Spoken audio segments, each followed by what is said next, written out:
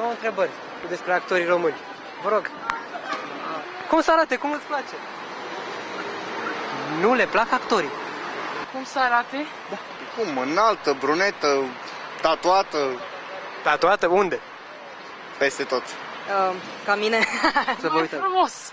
Adică să aibă și creier, dar să aibă și niște mușchi acolo. Automat înalți, nu? Piersic, ăla, da.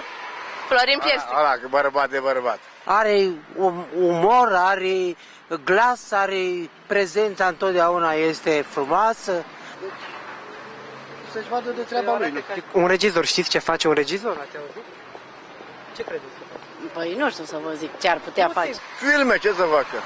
Are o muncă foarte grea, vă dați seama. Cum e Quentin Tarantino ăștia, nu? Ce face? Regizor regizează. Ba, ce să știu, lucrează, are servici. Bună ziua, se poate întrebare? O întrebare. Și un operator? Ce să zic, nimic, nu știu. Un om care operează. E dânsul bănuiesc, nu? Acum să plec, am ținut un loc aici să-mi fac pedicura. Și în afară de asta, Nu știu să vă zic.